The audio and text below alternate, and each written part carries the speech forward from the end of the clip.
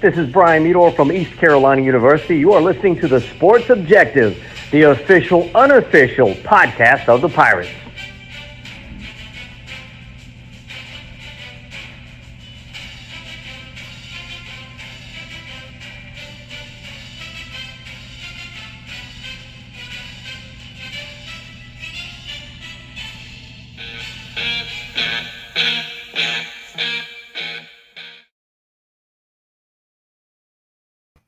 Welcome into the Sports Objective. I'm Dave Richmond along with Bubba Rosenbaum. How are you, man? Doing well, Dave. How are you? Doing well.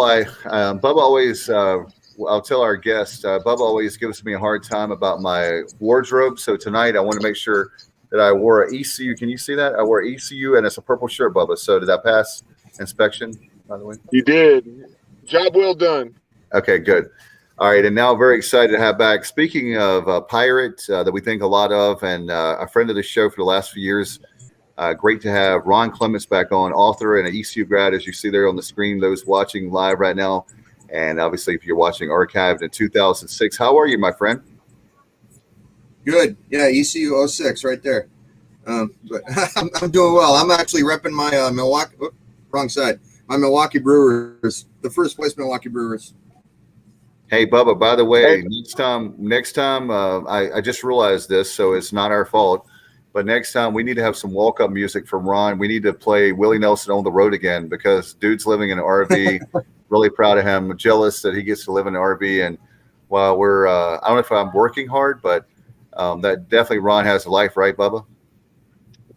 No doubt. And speaking of Milwaukee, Ron is talking about his shirt with the Milwaukee Brewers.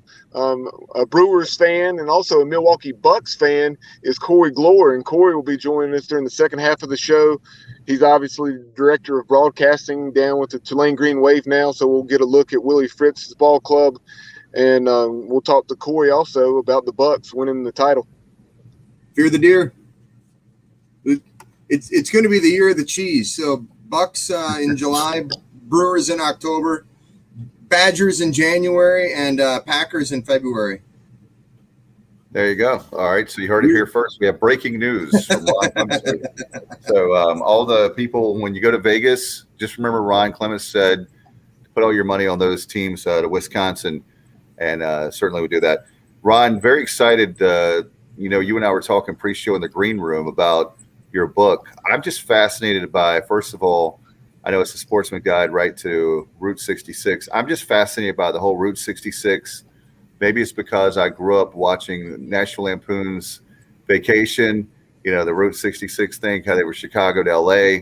A lot of famous books have been written, but is yours really the first one for sportsmen, really for sports? It is. A Sports Fan's Guide to Route 66 is the first ever sports book about Route 66. And it's pretty surprising that no one else thought to do this before, because there are a lot of people like you and I who love sports and love to travel. And it's shocking that no one had thought to connect the two with America's most famous highway. I'm really proud of the way the book turned out. Here it is in my hands right here. You can see the poster behind me. But there's about 300 photos in a Sports Fan Guide to Route 66, almost all of which were either taken by me or my wife. And then I did about 60 interviews in the book. And I was fortunate enough to get some media credentials along the way. And I covered Illinois State football and University of Tulsa football. I saw that Tulsa-Memphis game in 2019 that came down to the wire. I saw a wild game between Idaho and Northern Arizona in Flagstaff, Arizona, last game of the season for those two teams. And then I saw a game at the Rose Bowl between Cal and UCLA, and the LA Lakers issued me a media credential. So one of the people I got to interview was this guy right here. I'm sure you can see that, right? I got to interview LeBron James for the book, and I took that picture that is on page 325 in the book. So I'm really proud of the way it turned out. It got released a week ago on August 3rd, and Men's Journal included it as one of the best 20 new books of 2021. I'm on a list with James Patterson and Seth Rogen and Stacey Abrams. So that's some pretty heavy hitters there that they're on the same list. So that was quite an honor. That list came out in May. So how did you get the interview with LeBron James? How did that come about? I mean, there's a lot of us. It was just it wasn't the one-on-one. It was part of a post-game scrum, November 29th, 2019, when the Wizards played the Lakers at Staples Center, and the Lakers. I had reached out to the Lakers I don't know, a couple months ahead of time, and they gave me a media credential for the book. So I got to roam all around Staples Center. It was Shaq jersey giveaway night, so I even got a spare Shaquille O'Neal jersey from a fan who I told him what I was doing with the book, and he was like, "Hey, I have an extra Shaq jersey. You want it?" I'm like, "Sure." So I have a Shaq Lakers jersey that I've yet to wear, but I got it. In November 2019, I told my wife that we're gonna for a couple's costume for Halloween. One of us is gonna wear that Shaq jersey, and the other one's gonna wear a Kevin Love jersey, and we're gonna be Love Shaq. That's really funny. That's good. The creativity, you get a 10. No doubt about it. That the book is I can't wait to get my hands on it. It sounds really interesting, especially talk about the unusual places that maybe those of us, we know that I'm in my head, I'm going from Chicago thinking about the different places all the way to LA, but what are some unusual places for a sports fan that maybe that those of us were not on the radar, but because of your book, they will be? I'd say Pontiac, Illinois. I would start there if you're going from Chicago down, because Pontiac, first of all, is just a really cool Route 66 town. They got a huge mural in Pontiac that is one of the most photographed murals on Route 66. And but Pontiac also has the oldest holiday basketball tournament in the country. This is the mural in Pontiac, Illinois, that a lot of people take pictures of, and I took this picture. But this basketball tournament, though, in Pontiac, it takes place the week between Christmas and New Year's, and it started about 100 years ago. And 1926 is when the tournament was first held. They did miss a couple years during World War II, but this tournament it only invites Illinois schools, but Chicago Simeon has played in this tournament many, many times. And there was a year when who was a standout guy with Duke, who ended up getting drafted by the Bucks. That guy played in that tournament.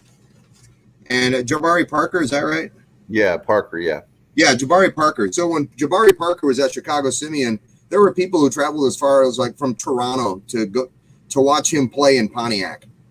And so that was kind of surprising. And I was in Pontiac in late September. No, it was early October, rather, of 2019. So I did not get to attend the tournament, but I did interview Jim Dringwitz, he's been the tournament director for many years, and I interviewed him for the book, and it's just one of several interviews I did along the way. The track president at Chicagoland Speedway. I mentioned LeBron, at several high school coaches and athletics directors and college coaches and athletics directors. I interviewed the AD at University of Tulsa, Derek Greggs, for this book. So I'm really, really proud of it. And another kind of a fun thing that people should do, they might not expect, is that is to see a minor league baseball game in Amarillo, Texas, which also has minor league hockey. We did go to a minor league hockey game. It's the Amarillo Bulls in Texas. But the minor league team there, though, is a AA affiliate of the Arizona Diamondbacks, and they're called the Amarillo Sod Poodles. And a sod poodle is a little known term for a prairie dog. Oh, okay. And so I interviewed Sammy Levitt, who does the play-by-play for the Sod Poodles, and just a really good guy. But I want to read this stat though that I dug up about the history of baseball in minor league baseball in Amarillo. So first of all, Tony Gwynn played for Amarillo when they were the Gold Sox as a Padres affiliate. When Tony Gwynn was coming up, he played there in 1981, and he hit .462 in the 23 games he played for the Gold Sox. So Tony Gwynn was pretty good. But one guy who never made it to the major leagues, though, was a guy named Bob Cruz. He died in 1986, but in 1948, he set a professional baseball record with 254 runs batted in. And he did that in 140 games. That season, Bob Cruz hit .404 and had 69 home runs to go with those 254 RBI. That is the greatest individual season in baseball history, and it took place in Amarillo. Wow. There's stuff like that I was able to dig up things, and I'm just, like I said, I'm just really, really proud of it. Ron, you've talked about some of the folks you've interviewed, some of the pictures you've had the opportunity to take, whether it's different individuals or venues and so forth. But just, and forgive me if you've already said this, I had to step away for a moment, but just talk about your desire to write this book and then just how long it took to write it. Well, as someone who loves sports and loves travel, like I said before, it was shocking that nobody had ever thought to do it before. So I was like, hey, I'm going to do this. And so I didn't have, like, when I did Home Run on Wheels in 2018, when my wife and I went to all 30 Major League Baseball stadiums, I wrote that book. I self-published that book. And, but I was really, really hoping I was going to get a book deal with this. So I kind of did it with blind faith. I was like, I'm going to work on this. We're going to do this. And so my wife and I set out from Chicago in late September. The first sporting event we went to was a Chicago Blackhawks game. And then we went to a Bears game 4 days later. The cover on the book is Soldier Field in Chicago. And my wife took that photo with her phone. We got really, really lucky with sunset. Wow. But just the book is gorgeous. And I'm really, like I said, I'm really proud. I can't emphasize how proud I am of this, but we took 2 months in the fall of 2019 to travel down Route 66. And we left Los Angeles on December 2nd. So we started September 25th and finished December 2nd. And then I started writing. And I finished July 5th without a book deal. I didn't have anything. But then when I was finally done, I started sending out query letters. I think I sent out about half a dozen. And I only heard back from 2. One was a no thanks, and one was a, hey, I want to know more. And that was from a guy named Mark Sedenquist at Imbrifex out of Las Vegas. And a couple weeks later, I was signing a contract with Imbrifex to have my book published. And so that usually doesn't happen. Something that to have a complete manuscript and then to get without a book deal, and then to get a book deal 2 weeks after you send out your first query letters. So I guess it was meant to be. And I think it does really fill a void for the Route 66 traveler. Whether you're coming from Germany or Japan or England or Australia, it's a bucket list thing for a lot of people to do. And, if you're one of those foreign travelers and you're wondering why in the hell do Americans care so much about high school and college sports? Well, I kind of steer you in the direction of maybe going to a high school or a college sporting event. And one thing I encourage, especially in the smaller towns on Route 66, is that if you really want to know about the communities you're visiting, you're driving through, whether it's Odell, Illinois, or Dwight, Illinois, or Needles, California, or Barstow, go to a high school sporting event and actually talk to people, because you're going to end up talking to some 70-year-old person whose grandkids used to play there, whose kids used to play there, but they still go to those games because as much as the old motels on Route 66 and just the heritage of Route 66 are part of those community, the high school sports in those communities are also part of that, the fabric of those communities. And that's one thing I really wanted to emphasize. So, if you're in Clinton, Oklahoma, where they have a powerhouse high school football program, go to a game, watch the Red Tornadoes right down the road from the Oklahoma Route 66 Museum. One of the things we want to shift gears we can while we have you on. Being a Pirate graduate, you follow the program, not only football, basketball, and baseball, I know pretty close. What are your thoughts about, as we started last week, fall camp with Mike Houston and the Pirates? How are you feeling this year? Well, I told you before we started recording that I'm cautiously optimistic. It's been several years since they had a winning team, so I don't want to get my hopes too high, but I like that they recruited some offensive and defensive linemen, some highly regarded linemen on both sides of the ball, and that's one aspect where they've been lacking in recent years. And so hopefully those guys pan out into good players like the C.J. Wilsons or the Jay Rosses of a decade ago, and they can return to winning conference championships and going to bowl games, because it's the last few years have been rough. That's exactly right. The pickings are slim pickings, right? And the very fact, like we were talking about, you're looking at a situation where the depth, the first string was okay or good, but after that, then the second, third string, where you're holding your breath, how would they do? But I think Houston finally, year 3, is finally starting to, I've said it a lot on the show, but just when you cover the team, he's honest. He may not be as brutally honest as some coaches, but this year you can tell that he's finally starting to turn the corner as far as that issue of depth, where he didn't have a lot of choices in the past of what he was going to do. And now this year, particularly, I know the defense has got a lot of depth there that we didn't have before. The ultimate question, like I was telling you, we have depth at offensive line. It's a matter of once you get down to that, say, second string, how many of those guys can, you've had 5 or 6 guys you feel confident in. It might be 3, 4, 5 guys that you're wondering, will those guys step up? The offensive line for me, again, even though we have depth, that's the ultimate question mark for me on offense.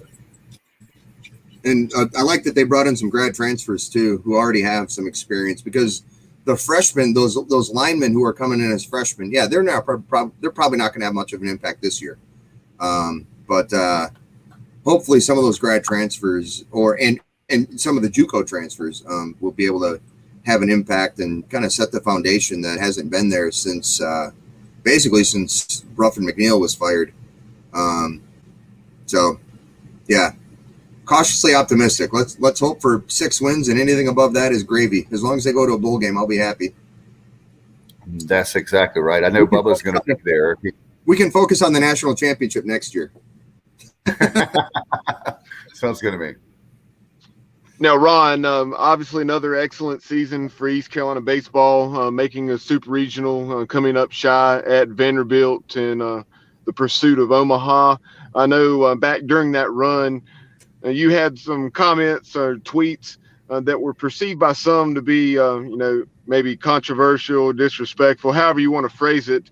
But what are your thoughts on Cliff Godwin's program and where ECU baseball is? Well, Godwin's done a great job, but unfortunately, the program hasn't gotten over the hump, and it's extremely frustrating. That frustration it came out in those tweets. I've never been to the College World Series in Omaha, and I don't want to go until East Carolina's there. And damn it, I hope it happens soon. I hope it happens soon, because it's just I'm sick of waiting. I thought 2001 was going to be the year when they hosted a super regional in Kinston against Tennessee, and then they get swept. And so this is a 20-year history of frustration for me watching this program be good, be very good, but not great. And I'm still waiting for great. And I hope it happens. I want nothing but the best for the program. And, agree with me or not with what I said, I think we can all agree that the Vanderbilt whistle guy is the most annoying guy in sports. Well, that's Bubba's big. I think Bubba likes him. So he was doing that after Bubba was whistling after the Ron regional. After the regional, I was doing it to aggravate me. Yeah, to get on Dave's nerves. I'm being sarcastic, Bubba. I really don't think you're that you like. But I will say, Ron, and I know I'm sure you're well aware of this. There are two whistlers, and not that they aren't both annoying, but I spoke with the one that referred to himself as the less annoying whistler, where it's not always the three whistles at a time. And when I spoke with him, I talked to Preacher Franklin on the phone, extremely nice guy. And no, he's not a preacher. That's a nickname he earned from his childhood. I'm trying to remember the story. I think it was just because him, being very social and interacting with folks. But Preacher Franklin's an extremely nice guy. And we had it lined up for him to come on the program, but it fell through because of a tight time window there on game day. But Preacher Franklin obviously loves his Vanderbilt baseball. Speaking of Vanderbilt baseball, what were your thoughts on Kumar Rocker, going 10th to the Mets and then failing to sign? Well, I don't know. I mean, I think Rocker is maybe not as good as the Mets thought he was, and that's why they didn't offer him the big contract. If you watched the series against East Carolina and then even the games in Omaha, Rocker gets a strike zone that, for whatever reason, he gets a foot on either side of the plate. And he's not going to get that at the professional baseball level. And so maybe that's what the Mets saw. And so they're like, we're not going to give this guy $6 million. We'll tell you what, we'll give you $1 million and see how it pans out. And so I really don't know what went into the negotiations, but that's just like my, if I were the Mets, that's what I would have seen. How Rocker got the widest strike zone in the history of college baseball, and maybe they want him to work on becoming Greg Maddux a little bit more, where he can actually paint the corners instead of having a catcher behind the plate who will bring the ball in. I mean, and you got to give Tennessee's catcher credit for doing that, for helping his pitchers. He got so many called strike threes or even called strike twos, where then the batter was now, I got to swing at anything close, right? Because the catcher would frame it so well that the umpire was fooled. So give Tennessee's catcher a lot of credit for what he did in the postseason this past spring and summer. Well, that's another thing too. Is you could look at the with Vanderbilt. You look at. I said Tennessee. I meant Vanderbilt. I said Tennessee, but I meant Vanderbilt. That's all right. The very fact that they're going to get the calls that we don't get. But the good news is that sometimes I think it's like when you least like life, Ron, when you least expect it. Knowing you the last few years, I know that you were not being critical of the team. It's a matter of what you said, frustration. But the thing is that the team has been so good for so long, and you think, oh, this is the year, this is the year, this is the year. It's going to be one of those teams that you least expected. It's going to be the one that goes down. A lot of the teams that we think that's going to get there, we've had so much talent in 2019. We don't know about last year. 2019 was a huge year. We had a lot of talent this year.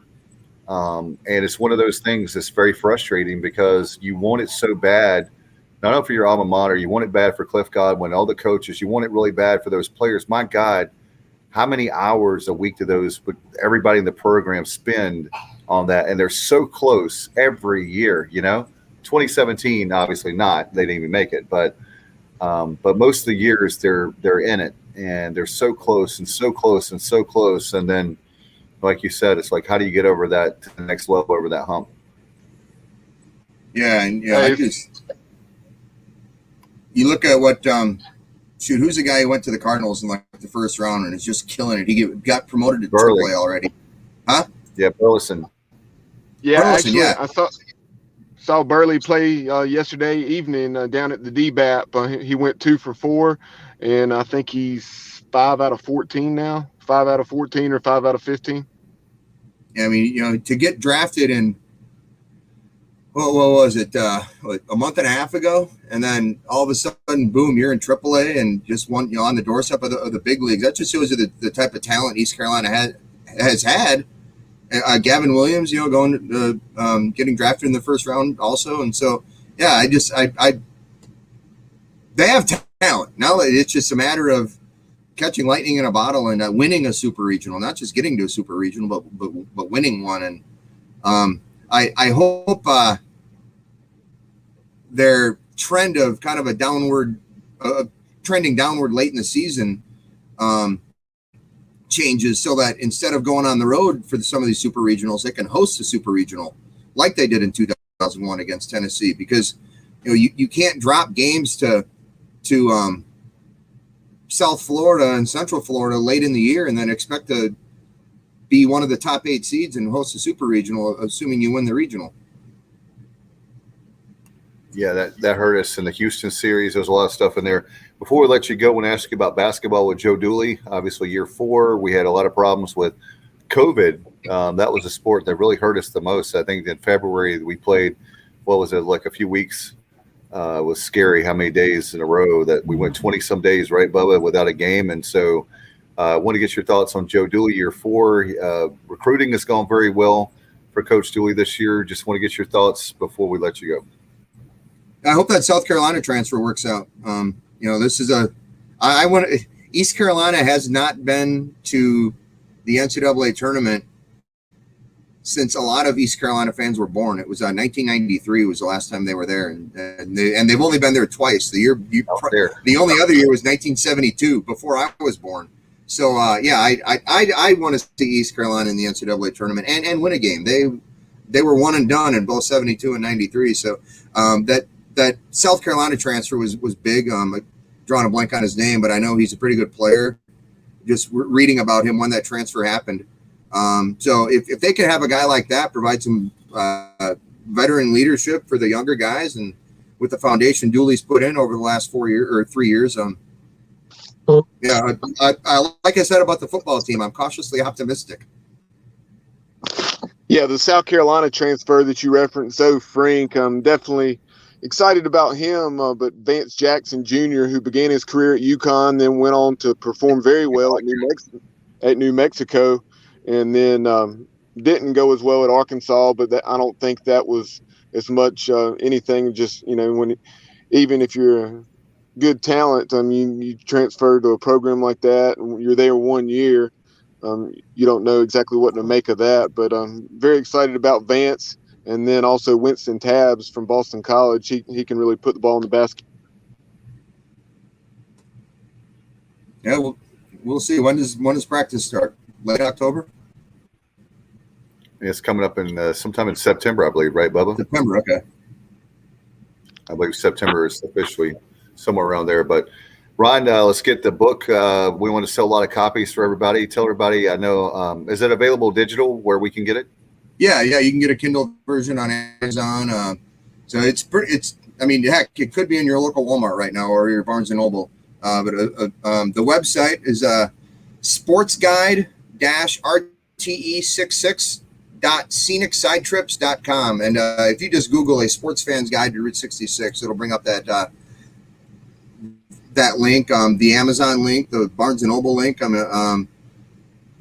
I said, I'm really proud of a sports fan's guide to Route 66, and I hope it does well, and a lot of people read it, and a lot of people enjoy it. I got my first customer tweet today where this guy named Philip Poling held up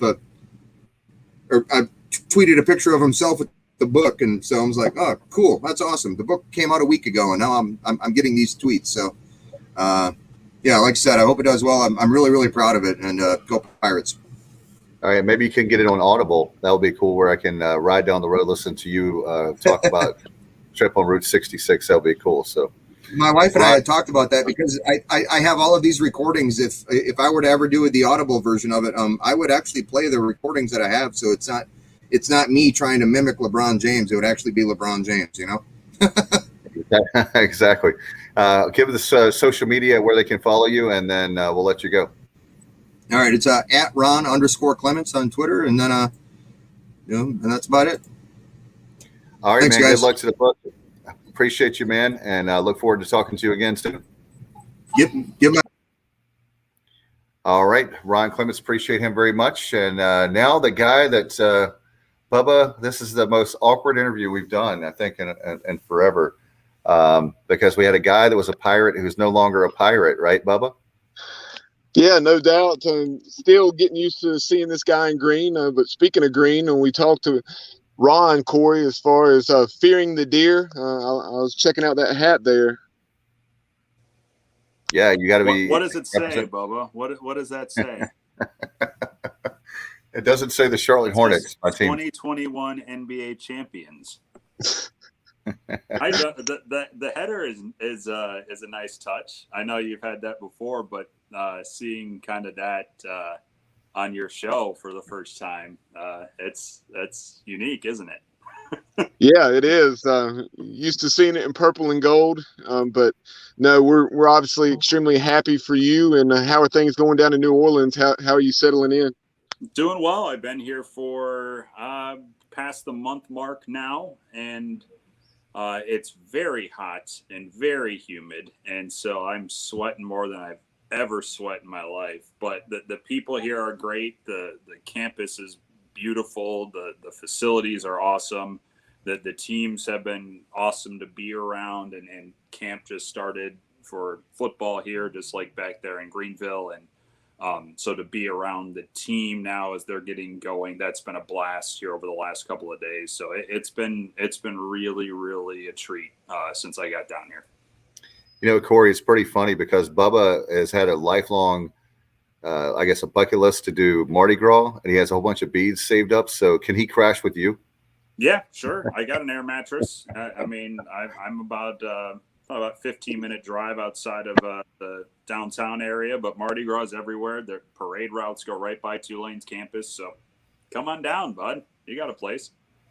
I've made one trip to New Orleans, and that was back in December of 2012, a little bit before Christmas, when the Pirates played in the New Orleans Bowl against Louisiana Raging Cajuns. So needless to say, Pirate Nation was outnumbered with about 30,000 or so Raging Cajuns there. But East Carolina had a good contingent, but unfortunately came up a little short in the game, lost that one by about 10.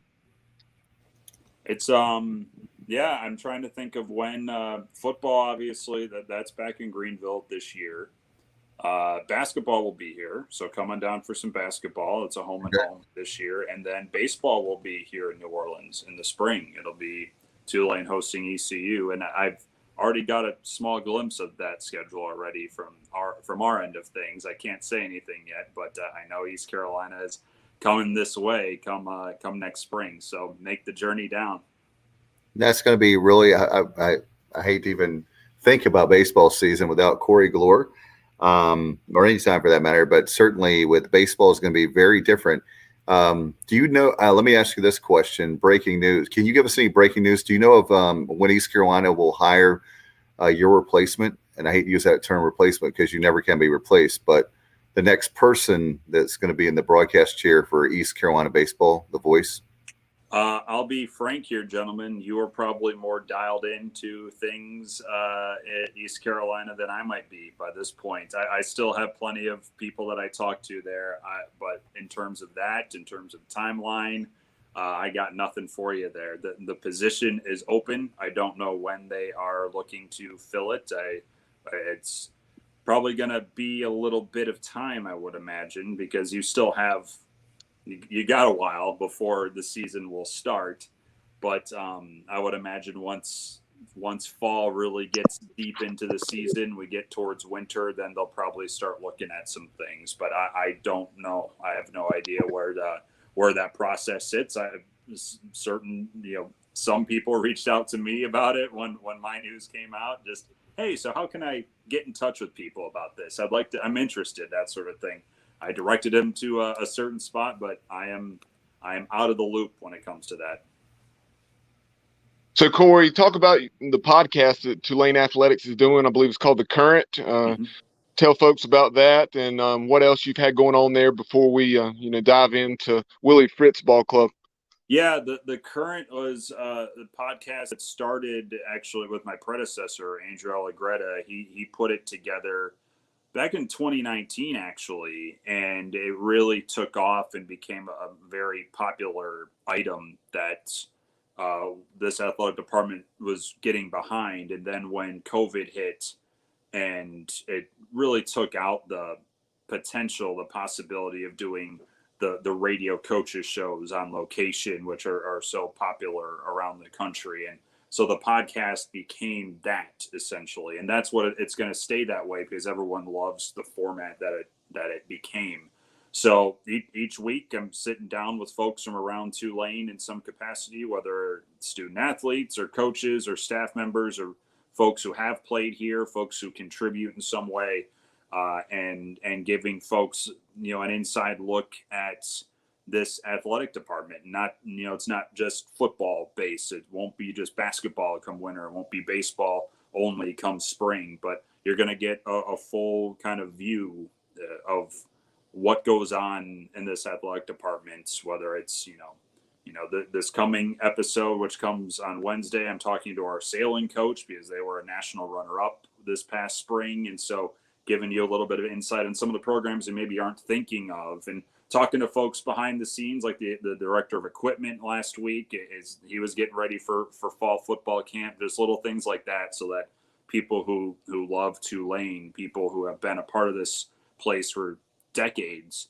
whether they're here in New Orleans or elsewhere, they can get a little bit more of an insight as to what just makes this athletic department go. Corey, I wanted to ask you, as far as your experience so far about the fans, the support, and obviously New Orleans, it seems like from afar that Tulane does have a lot of good support. And I'm not just saying that because you're on. I think they're very underrated as far as the university goes. What's been your experience now that you're down in New Orleans? You've had a chance to get your feet wet on the culture there. We know about the great restaurants, and we joked about Mardi Gras, but a cool event. And we know about New Orleans. But as far as Tulane, what about the fans? How are they? Let me tell you about a specific group of fans. They're called the Greenbackers. And maybe you've come across them in your various interactions at games. They travel to a lot of games for all events. These guys have been diehards since the late 70s, early 80s. They meet weekly at a sports bar in suburban New Orleans just to get an agenda out, to have speakers out. I've been there before. They had me out the first week I moved down here. That group is as passionate of a group of fans as I've ever seen. A couple of them were at practice earlier today just to watch. There are some truly dedicated fans to this university here in New Orleans. There are a lot of fans of this school that are not in this city, that there are not, the alumni base of Tulane is pretty widespread. They don't all stay here in New Orleans. And so, that's where, over the years you've seen, some attendance numbers haven't been great here at Tulane. Well, the fans are there. The fans are out there. They're just everywhere. But there is a really great group, a central core of group here in this city that this is everything to them. They don't want to hear about, the team down in Baton Rouge. Like, they don't want to hear anything about that. They are Tulane fans. And it's been great to interact with them, great to know them. I mean, that was a big thing of what I wanted to do in Greenville, was get to know some of you guys when I first started. And I was able to kind of jump in right away doing that here. And that's been a really great element of my first couple weeks down here. When I think of Tulane fans, Corey, I think of watching the away games against Tulane when the Pirates have been playing Tulane in baseball specifically. What is it called? The hullabaloo. When Tulane scores a run, and that's always just stuck with me. Yep, the a 1, a 2, a hell of a hullabaloo, and I'm still getting the lyrics down for everything else there. I'm still raw on that, but no, I mean, and I've seen it in baseball as well a couple of times, and the clashes that Tulane and East Carolina had on the baseball diamond at times have been pretty legendary in my time doing East Carolina games. And the fan bases when these two meet on the baseball diamond have been pretty ornery towards each other, and it's been that way on the field as well. So there's no love lost between these two. I know I heard from plenty of former players and current players at ECU baseball when this came out about, of all the places you're going to Tulane, really? Like, I got that a couple of times, but that's going to be a blast. Like, it's going to be weird, I won't lie, but it will be a blast when these two on the baseball diamond collide next spring. No question about it. And what are your thoughts on obviously you leave the Pirates, and I know you have a lot of us that are friends. Now you're obviously with Tulane. What about with Graff? Have you had a chance to? He's one of our favorites. Obviously, Andrew was great too, but Graff was one of the first, along with you, that were really good to us. Like we could reach out to on a regular basis. And I know that he had gone to, I believe, the Pelicans and left Tulane. But have you had a chance to hang out with him any? Yes, I have. He is doing well. He is at Saints camp pretty much every day because he does some stuff with them. But he's doing well. He is looking forward to hopefully having a normal NBA season to call and traveling this year because he wasn't able to last year. And he's doing good. He's the same old Ty Graffinini that you have known over the years. I'm having him on this show, but he's doing great. He and I. Early on in my time here last month, we did a little social media video thing together where he welcomed me to Tulane, and that was a great thing to do. He was really game for that. So he's been a good friend of mine, a good supporter of mine for a long time. And now being in the same city, kind of him being on my right hip and vice versa, now that I start this journey has been a real thrill for me.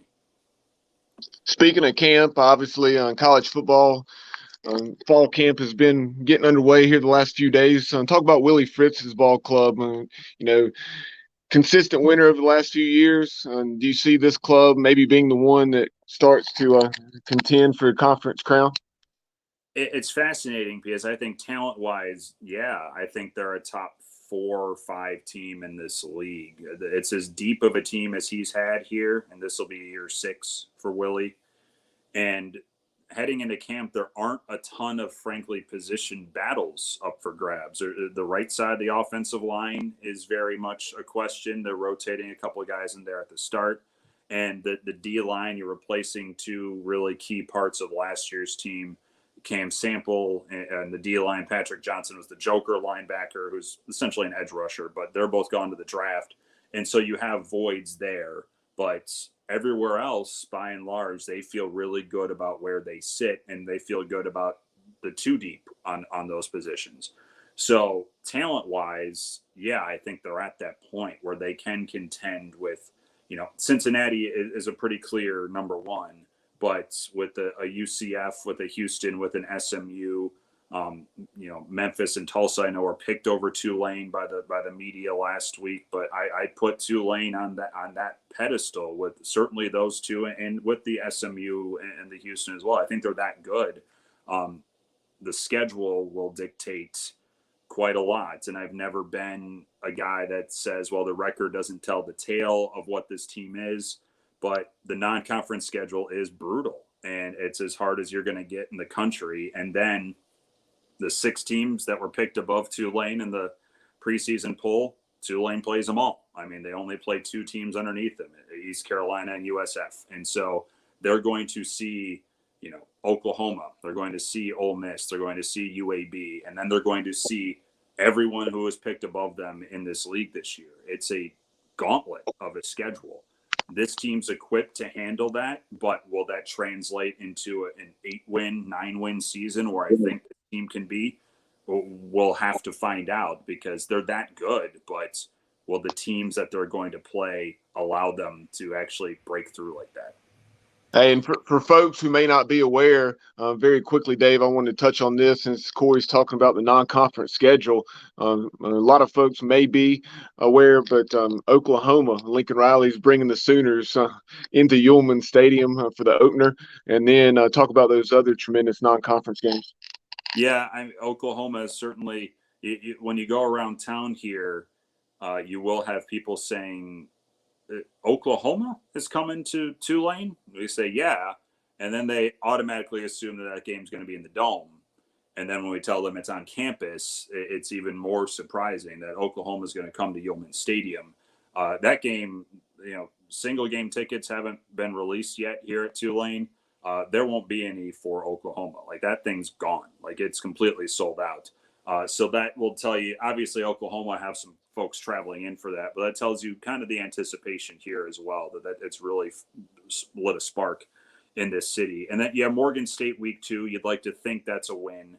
And then you travel to Ole Miss, which, again, this is where I think talent-wise, Tulane can go toe-to-toe with an Ole Miss. Week 3 of conference play, you're on the road. You don't quite know what Lane Kiffin is going to look like with that group.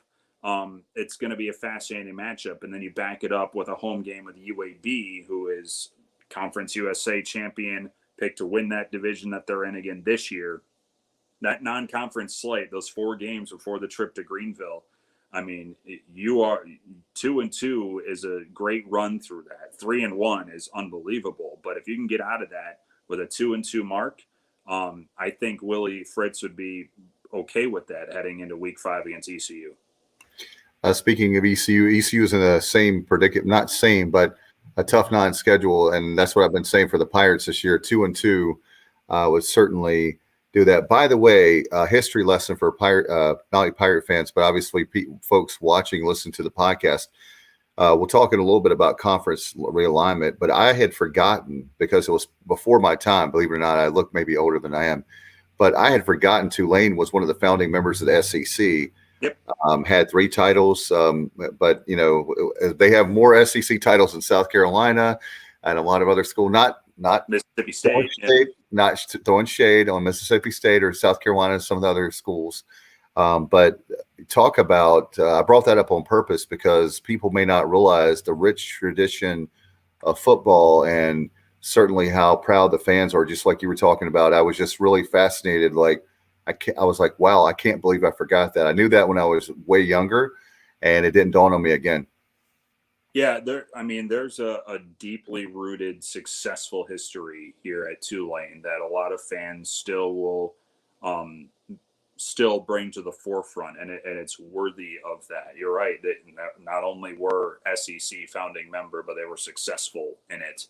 And then part of the allure of coming down here for me is that the athletic department, the people here at Tulane, they want to get more prevalent within the city of New Orleans and make a strong push at making bringing these two back together, because for a long time, for a good probably 12, 14 years, Tulane football and Tulane basketball were really, really down.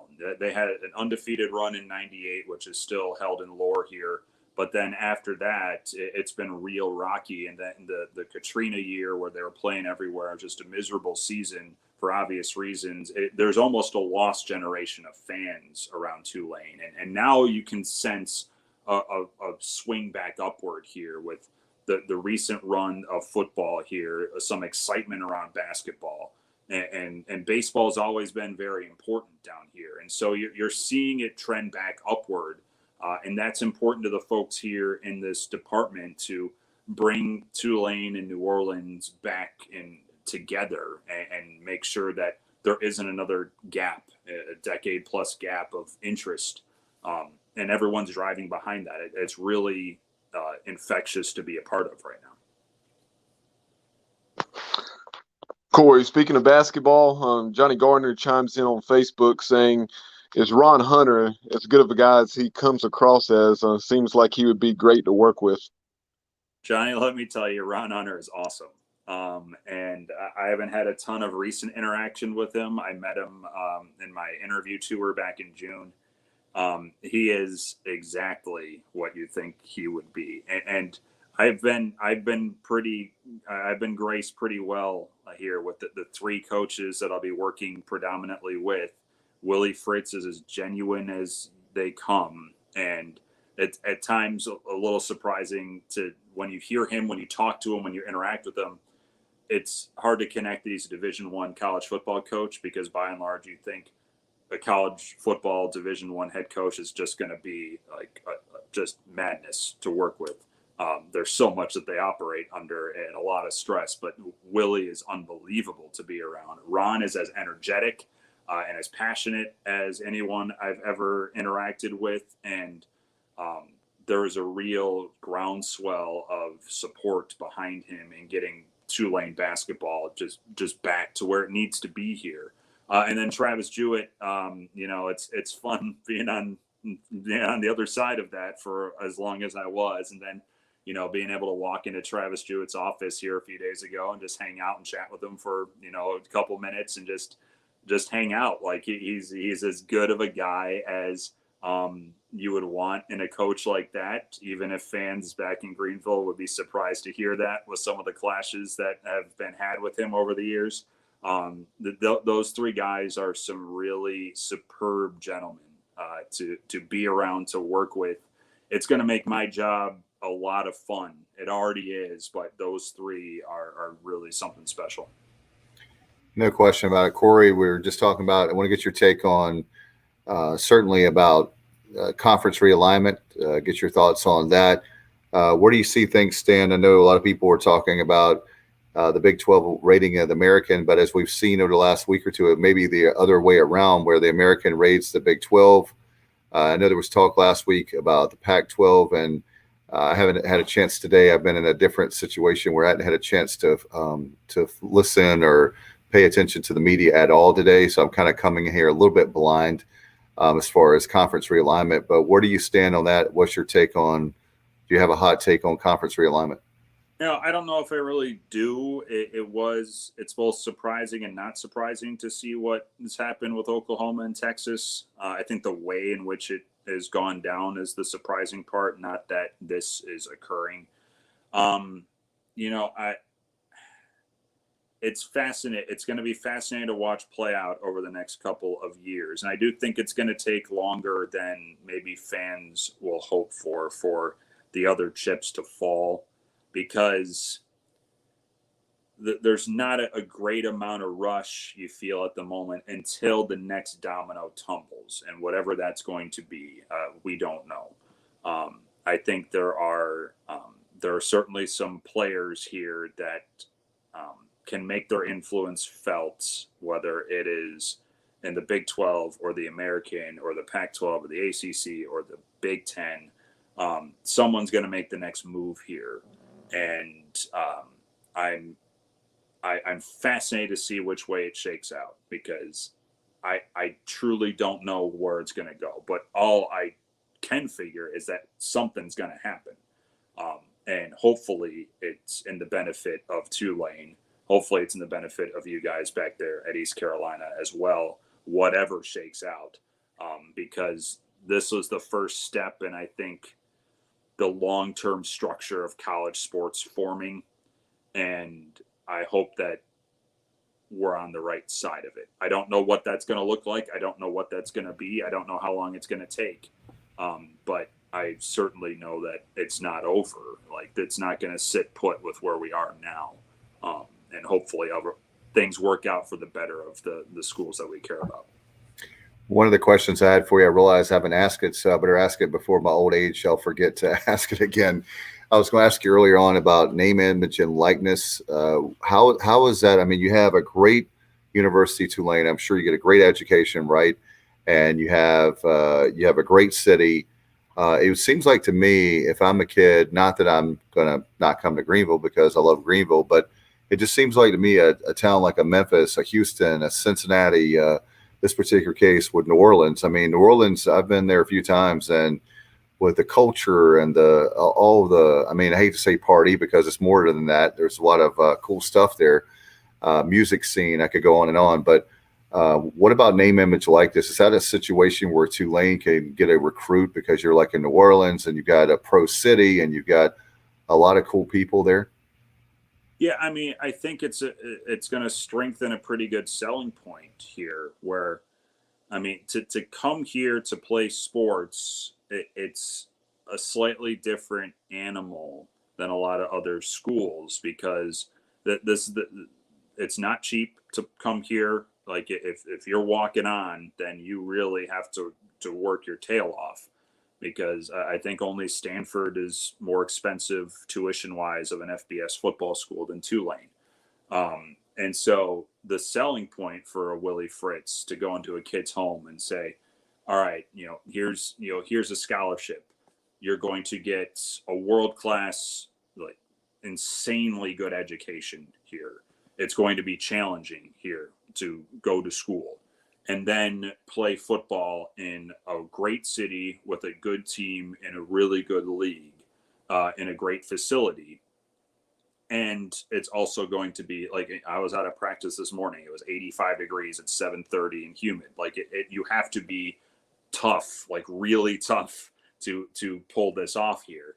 And then on top of that, yeah, there are opportunities, a lot of opportunities in this city, to benefit in the NIL game. And a few guys on this football team are. I mean, just like at ECU, like there are a group of guys that already have some deals put in place here. I know the school cannot aid in anything like that. Louisiana's law is a little bit more liberal than other states right now in terms of NIL. Like if a player wants to use the Tulane logo for anything that he or she does, as long as the school gives approval, then they can. Which is not the case in a lot of other places. But, Willie Fritz can't go out and say, like, look at this, nor would he. He also, I mean, he's a big supporter and proponent of NIL. He's been very public about that, but he's also been very public about, the scholarship you get here is unlike what many other kids who are doing what you're doing will get. And so, yeah, it is a very unique addition to what the selling point could be for recruits coming to Tulane. There are advantages here. You have to be careful here, though. As you mentioned, there are a lot of potential potholes. Literally, I've driven the roads here. There are a lot of potholes here, but also figuratively with, you can't make deals with certain places. You can't go out and make a deal with the casino. Like you can't go out and make a deal with the drive-through daiquiri shop. Like you can't do a lot of that stuff. That is there here in New Orleans that you can walk out of the door and see. So you have to have the right people. You have to have the education, and Tulane's had a education program in place for over a year to make sure that everybody is on the same page and aware of what needs to be done to benefit the student athlete in the best way possible. It's a unique spot that Tulane is in. No question about it. When we get a chance, ask me about the Walking Vampire Tour. That was classic. About that, yes. Oh my goodness, so 2018. I've not done it, but I have heard about it. Yeah, no doubt about it. As far as Tulane basketball, baseball, do you have any idea? Looking way ahead, we kind of have a little bit of a feeling about football, but what about basketball and baseball? What we have you on? Yeah, I think Ron Hunter is excited about the possibility of his basketball team.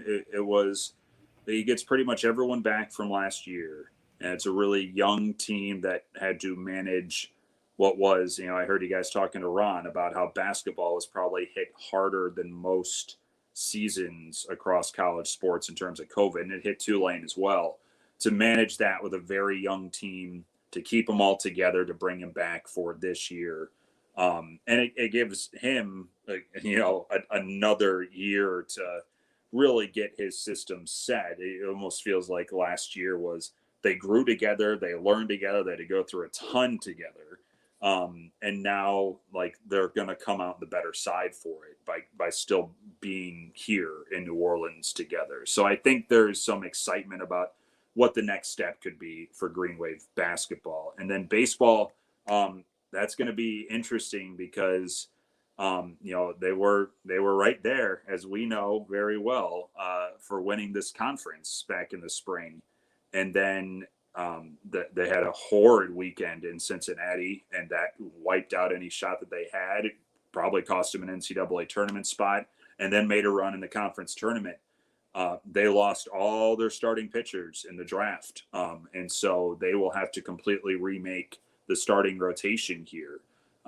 Offensively, they're pretty well set. They had a great young core of hitters that I saw very well in Greenville. And by and large, you're getting all of them back. On the mound, there will be questions about what Tulane can find to replace a Braden Olthoff and a Jack Aldrich and a Donovan Benoit. Because those were studs leading the way for them this past year that propelled them to the success that they had. So that's going to be the question for Tulane baseball next spring. No question about it. We had another question from Johnny Gardner, the loyal listener, viewer, great friend of the show, too. He said, Is that the difference of private versus public institution, or just the route that Tulane has decided to go, meaning offering up university image logo for the NIL? I don't think it's a private or public thing, Johnny. That's the decision that the school made. The law allows them to make that decision here in Louisiana, and Tulane. Troy Dannon, the athletic director, he's a huge proponent of this as well. And so they were setting this up last summer, late spring, frankly. They saw this coming on the horizon. So this is a decision that Tulane has made where if a student athlete reaches out and says, can I use the logo, they'll review what the deal is, what the sponsorship is, and make the call on whether or not, but that they could. And so I don't think it's a private v public thing, just what Tulane decided to do. Do you think this team is going bowling? What do you think? I think so. They're more than good enough talent-wise to be a bowl team. I'm just absolutely fascinated by what they're going to be able to do with this schedule. I mean, it's a weird double-edged sword, frankly, because this team's really good. Like, I think offensively they can really break out this year under a new OC. You have Michael Pratt for his second season after having a breakout freshman year at quarterback. You got some really good wideout threats. Jaquan Jackson is a really, really impressive slot receiver and a punt returner. And you have running back might be their deepest position. So I think they can score. I think they'll be able to score more than Tulane teams in the past. And then defensively, that's been Willie Fritz's calling card. Their linebacking group is insane. And then if they can sort out who's going to be playing up front. And then secondary was their weakness last year. They gave up way too many big plays. And that cost them a few games. It cost them a Tulsa game at the very end. It cost them Navy game. Like, I mean, they should have been better than 6-6 last year, but they gave a couple big plays away at the end of the game. They can get that shored up with a new DC, Chris Hampton, who was a defensive backs coach here for 4 years. And this team's going to be really, really, really good. Oklahoma week 1 is quite the ask. Can they make it through that? And then you get to Ole Miss and UAB before you even make the trip to Greenville, and a team that, you know, at the end of the season, will that week 5 game, how much will that mean for both of these teams? I think that's certainly not out of the realm of possibility that matchup is bigger than we might realize. It seems like for both Pirates and for the Green Wave that, when you hear about every game counting like a coach speak, well, it seems like this year with the great conference, we're in the American and the non-conference, every game matters. Yeah, and I think East Carolina is probably maybe not in a similar spot to where Tulane is, but I think there's some more optimism around ECU football heading into this year with so many returners, especially offensively, that that this should be the year. I would imagine at East Carolina to get back to the 6-win mark at minimum, and so that week 5 game could be a, in retrospect, look back for both of these squads.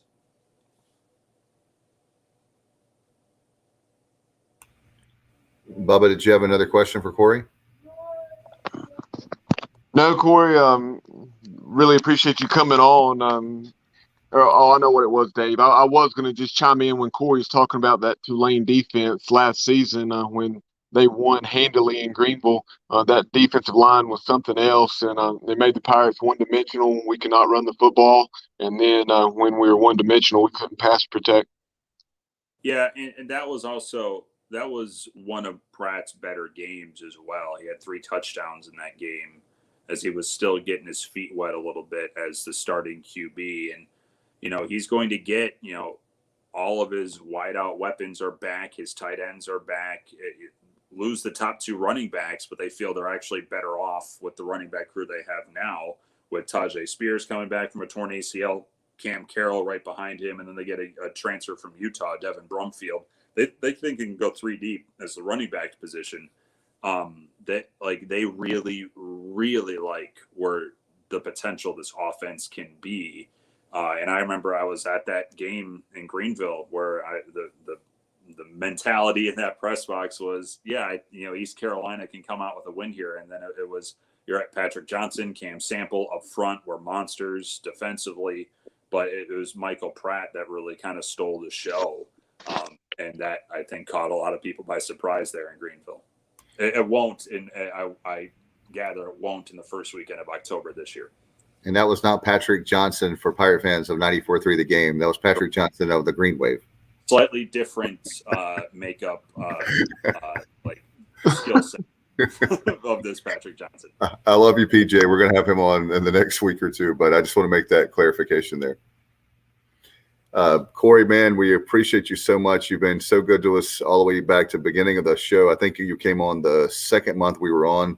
As always, it's going to be different now, but it's great to have another friend in the Tulane and another friend in the American Conference. So we've been with you now. You've changed colors, but you're definitely not a chameleon, right? I mean, you're changing colors all the time. No, I rarely change colors this rapidly, like I did this summer, where I was in Nashville and then 2 days later I was in New Orleans interviewing for a job. Like that's not usually how I go about it. Hey, it's a damn good successful season when you get to the super regionals. By the way, no doubt.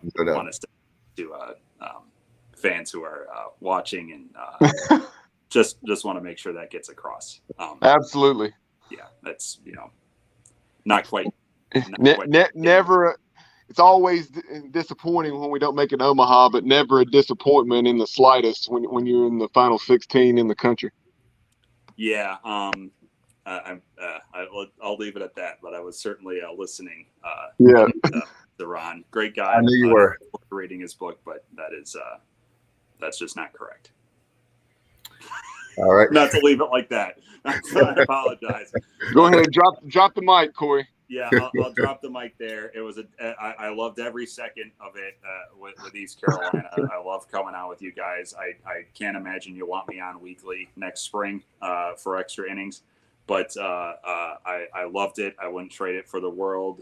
Do I wish it ended a little bit differently? Absolutely. The strike zone was horrid in Nashville, but those 6 years of watching that program do what they did game after game after game, that was something else. And I look forward to seeing it from a different vantage point coming up for a weekend next spring. It's going to be, by that point, I'll be well set as the voice of Tulane, but it'll still be a little strange, no question. Yeah, no movie lines or anything like. Well, maybe you can come on and do a guest appearance with that. Yeah, I mean, I won't rule out the movie lines yet. I'm still in regular communication with you guys, with Brick House. Like we're still talking, so I won't rule them out yet. Might surprise some people here, but yeah, like we won't put the cart before the horse just yet. And shout outs are certainly back on the table. Just saying.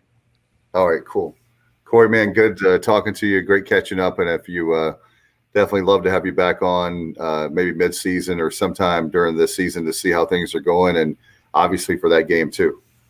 Gentlemen, Game 5. Week 5. I don't think a time's been set yet, but I will be back in Greenville the first weekend of October, and hopefully I can run across you gentlemen if you're in that press box for that game. By all means, swing by the visitors radio booth. Because that's where I will be first weekend of October. It's going to be a lot of fun. It's going to be a little strange to be back there and in the role that I'm in right now, but I cannot be looking forward to it any more than what I am. No doubt. Okay, I will definitely be there for that game, and we'll definitely. I'll see if I can get Kyle for the first time ever in the press box. Come on, you get to see your buddy Corey. Yeah, if I can't draw him out into the press box, then nothing will. That's right. No doubt. All right, buddy. Have a good one. Appreciate you, man. We'll talk to you soon. Thank you, gentlemen. Have a good night. We will talk soon. Roll Wave. All right. You see him say, "Go Pirates," Bubba, but totally understand. That's his new job, director of broadcasting with the Tulane Green Wave. Our good friend, when I say old friend, someone that's been with us the whole show, Corey Gloor. Interesting. Let's talk about. I know, Bubba, you want to talk about season tickets, right? Yeah, as of last Wednesday, so what I guess 5 days ago now or so, season ticket sales were right around 12,400. Obviously, we're trying to eclipse the 14,000 mark. Still got time to do it. Hopefully that will make that. Hopefully Pirate Nation, will make that happen. Also, ticket sales for App State are no longer being done through the ECU ticket office. So if you call 1-800-ECU, they'll redirect you to the Charlotte Sports Foundation, and we'll put that link on our social media as we've done in the past. We'll pin that on our Twitter as well as our Facebook page. And so Pirate Nation, and obviously most of those people will be in the choir, so to speak, hopefully, but definitely get those tickets and get down to Charlotte and Bank of America Stadium on September 2nd. And then you had some interesting interaction on Twitter. Eric Ward from ECU Marketing, he chimed in. He was answering a question about the mobile ticketing that is in place. He was saying as we're transitioning into the mobile ticketing, we're definitely taking advantage of it to increase options for ticket returns and donations. Part of that will be when you receive your tickets, you can return them to the ticket office to donate. Part of your process, once allocated, will be you have the option to donate or transfer both by individual game or by the entire season. The ticket office has done a really awesome job exploring all avenues as we grow in this area, and I'm sure we'll tweak it as needed in the years to come. I'm glad you brought that up, Bubba. I've been wondering about that, and I didn't know about that. So thank you for bringing that up tonight on the show, because that's something that we need more Pirate fans, and there's a lot of people that they can't go to a game, as you know, that some of us have to work and are sweating certain games, as I've been talking to you obviously off air about. And so that's a situation. If you have the regular season tickets, if you will, for in Greenville, that'll be nice to know, hey, I can't go to this game and I can donate it back, right? Yeah, that's something that down through the years has been done via message boards and obviously just communication otherwise. But now it's nice to have that option to do it electronically, where you don't have to have all the other parties involved. You certainly have those options, but if you want to do it electronically, where you can get rid of them more easily, if those first folks that you ask may not need the tickets, so you have that option of doing so. And literally thousands of Pirate fans at the click of a button on your phone can claim tickets. So it's really nice to have. And yeah, that's gonna be really cool as we move along through, especially when Pirates get better as the season goes on, and certainly beyond. That's going to be a great thing for sure. Hey, Bubba, wanted to talk about while we have a chance. Let's talk about Burley. I know we're going to talk about him, and then we're out of the time. But man, Burleson, you were there at the game last night, so we wanted to talk about that. Burley was my hometown team of the Durham Bulls, and just really proud of the success he's had as beyond his Pirate uniform. Yeah, very glad that my parents and I were able to get down to the DBAP on yesterday afternoon, 5 o'clock first pitch there against the Memphis Redbirds. And Burley, he played in 4 out of the 6 games in the series. Game 3, he suffered some type of undisclosed nagging injury. Not being there, I'm not sure what it was, but he was good to go yesterday. Started in left field and batted 7th and went 2 for 4. So that was pretty cool to get to see Burley's first multi-hit game in AAA. And Burley is now 5 out of 15, so batting .333 in AAA. Really good stuff there. Burley is just one of those special players. And, if you wonder about Cliff Godwin, that speaks high volumes of how good our program is. Not good, how great our program is. Let me be very careful there and clear that we've got a great program. And guys like Burley would not come to our program if we're mediocre. We are going to break through. We will get to Omaha. And Burley is one of those players that is helping us get closer to that. And I did see several Pirates there, and I'm sure they were there throughout the 6-game series. And with the way minor league baseball is doing it this year, and I've heard that that's going to continue into the future, just because you can cut down on travel costs so greatly, that it wasn't just a COVID thing; it was a finance thing. So we'll be interested to see if that is in fact the case moving into 2022 and beyond the COVID-19 pandemic. But very excited to see Burley doing so well, and hopefully he'll be playing in St. Louis in the very near future. You got to like his chances with the way he's risen from high A ball to AAA. No question. You know what, Bubba? That program that that franchise, I should say, with St. Louis. I mean, my gosh, you go way back. We're talking about the history of Tulane. How about the history of St. Louis, the Cardinals?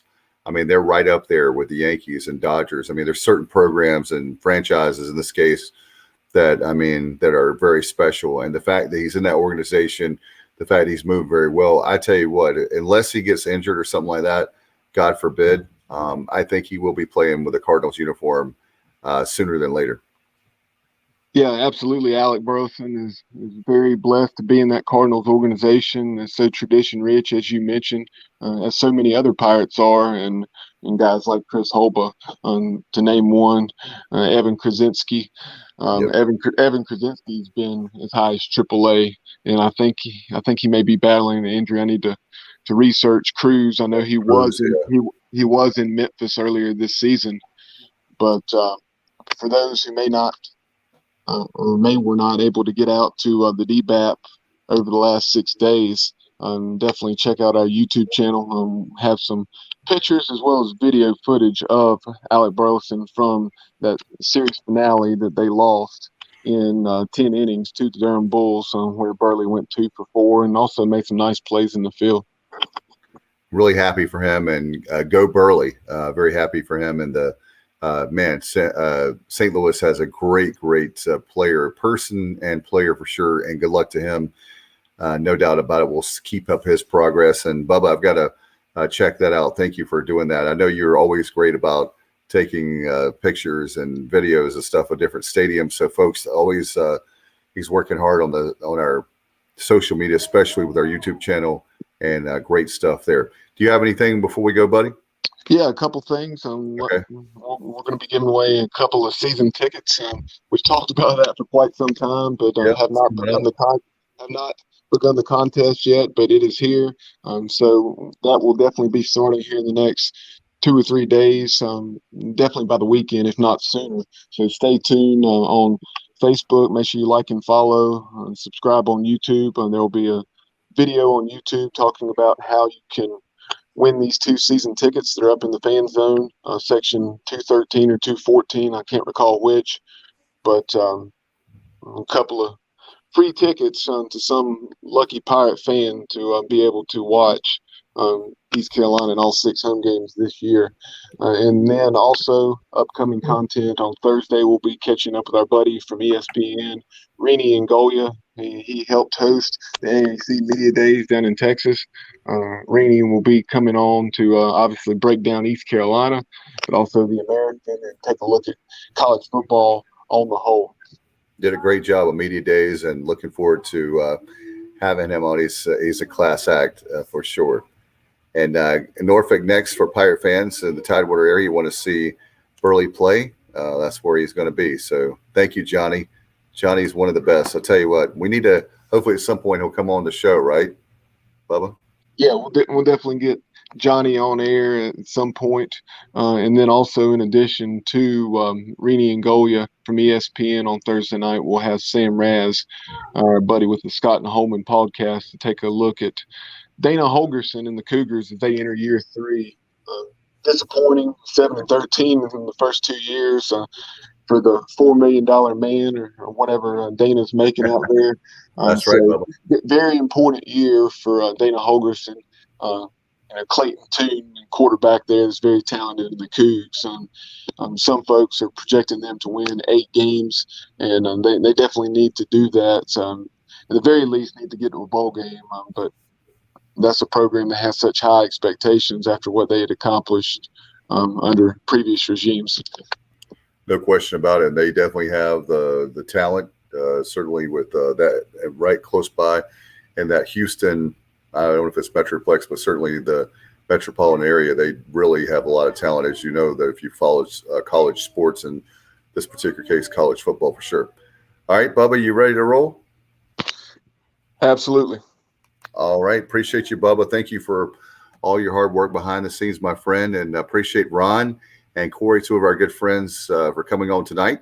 Until next time, you've been watching and listening to the Sports Objective Podcast. Good night, everybody, and as always, go Pirates. Hello, Pirate Nation. This is Luke Fisher, Hall of Fame tight end from the Peach Bowl. I want to send much love to the Pirate family and all my brothers and sisters out there that bleed purple and gold. I can truly say that I believe this will be our year. Our guys will put the time in and make it happen.